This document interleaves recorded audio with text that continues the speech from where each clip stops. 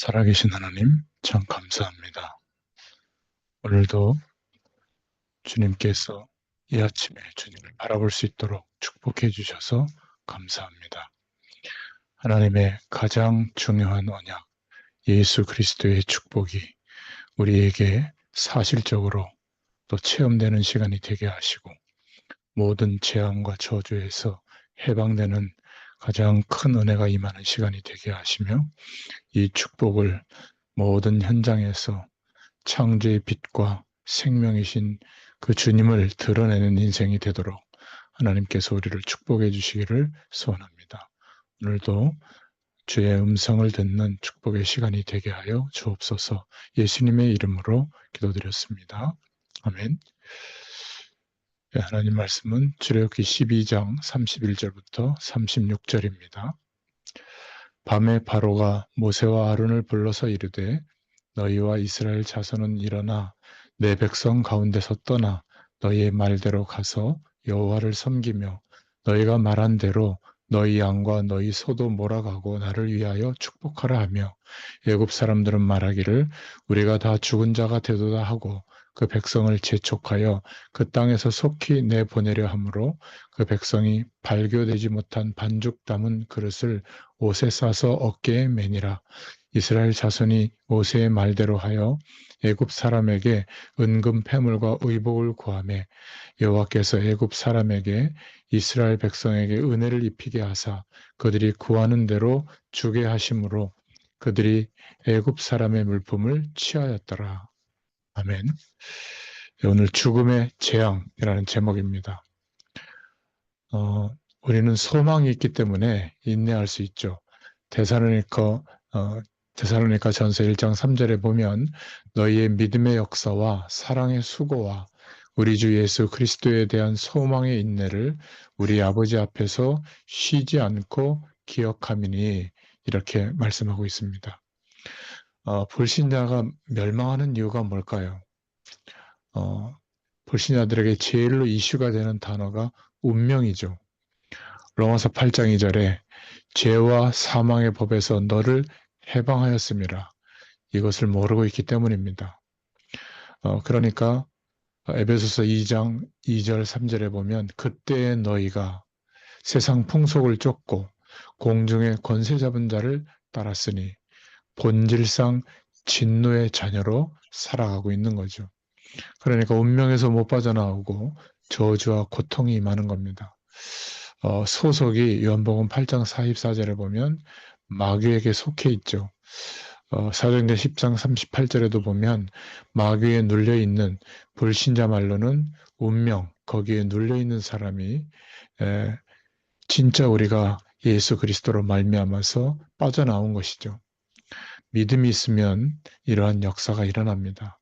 우리는 그래서 소망이 있죠. 이런 불신자의 멸망받을 수밖에 없는 거기에서 해방되는 길이 그리스도입니다. 그래서 예수 이름을 부르는 순간에 저주와 운명과 사단에서 해방되죠. 이때부터 기도 응답을 받습니다. 예수 믿는 순간에 모든 저주에서 해방받습니다. 불신자들이 바보가 아니죠. 운명에 묶여있는 그것을 좀 이렇게 해결해 보려고 점을 치러가고 종교를 찾고 하는 겁니다. 진짜 예수 믿으면 해방받는데 인간은 그 저주 운명에서 아무리 노력해도 그리스도 외에는 빠져나올 수 있는 길이 없습니다. 그것을 말해주는 것이 전도죠. 자, 그렇다면 두 번째로 성도가 왜 실패할까요?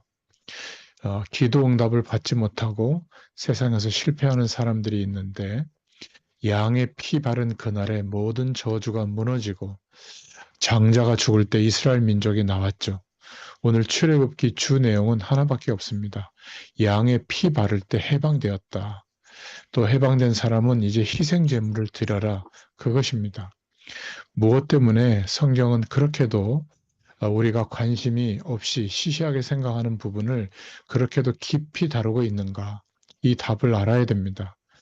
불신자가 말하는 운명을 바꾸는 이름, 그리스도죠. 누구든지 주의 이름을 부르는 자는 구원을 얻으리라. 영접하는 자, 곧 그 이름을 믿는 자들에게는 하나님의 자녀가 되는 권세를 주셨으니 말씀이 우리에게 너무나 중요한 답이 되도록 역사하십니다. 그래서 성도가 실패하는 이유는 그리스도로 충만하지 않기 때문에 살아갈 때 하나님이 함께 하시는 증거가 없고, 그러니까 자꾸 실패의 바운더리에 있는 겁니다. 사업과 삶이 복음 전파와 관계가 없기 때문에 하나님의 능력이 나타나지가 않는 것이죠. 우리의 사업과 일에 그리스도의 손이 함께하고 주의 능력이 나타날 수밖에 없는데 방향이 맞지가 않는 겁니다. 이러한 것들을 모르고 있어서 그렇죠. 그래서 오늘 말씀을 통해서 6월절, 애굽의 멸망, 바로 이 6월절은 애굽의 멸망이요, 바로 왕의 멸망이죠.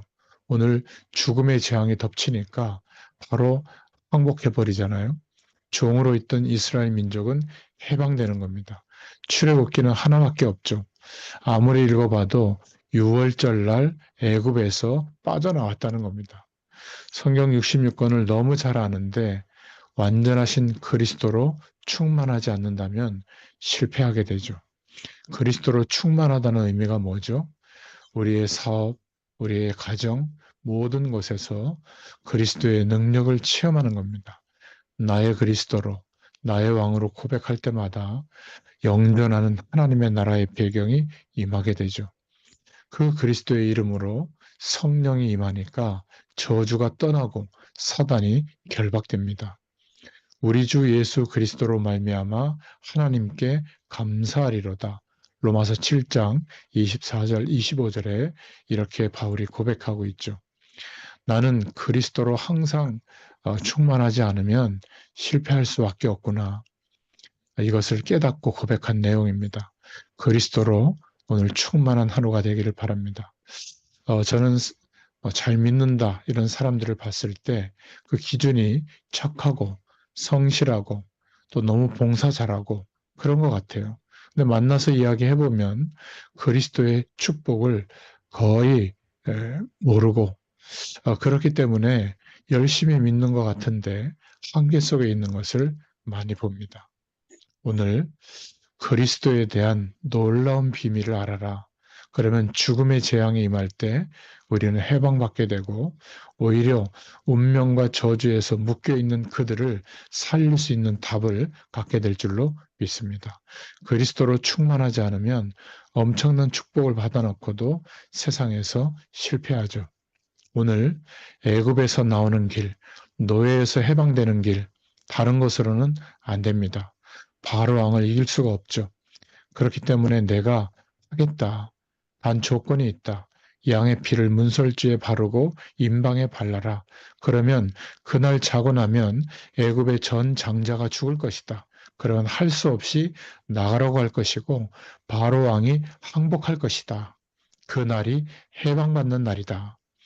양의 피를 바르고 나왔는데 무엇 때문에 나왔는지 모르면 되겠습니까? 이러한 말들을 오래 믿은 사람들이 더 알아듣지 못하는 경우가 많아요.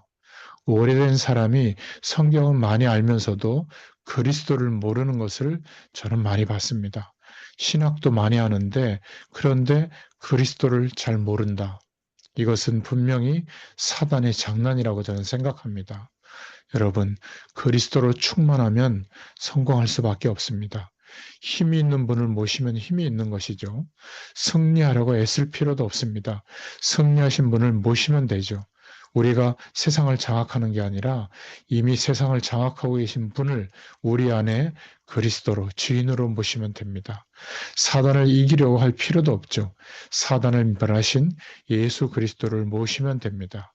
영접하는 자, 곧 그 이름을 믿는 자들에게는 하나님의 자녀가 되는 권세를 주셨으니 그리스도에 대한 놀라운 비밀이 저와 여러분 안에 계속 충만해지기를 축원합니다.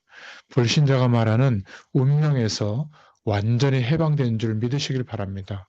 예수 이름으로. 그러면 그리스도로 충만해지면 오늘부터 승리하게 되어 있습니다. 이런 은혜가 오늘 하루도 계속 체험되어지는 축복으로 역사하실 줄 믿습니다. 기도합니다. 하나님 감사합니다. 우리의 하루가 많은 일들과 사건 속에서 예수 그리스도로 충만해지는 그 은혜를 누리게 하시고 이 축복을 증거할 수밖에 없는 가장 복된 인생이 되도록 축복하여 주시옵소서. 오늘도 함께 하실 줄 믿사옵고 예수님의 이름으로 기도드렸습니다. 아멘. 계속 기도합니다.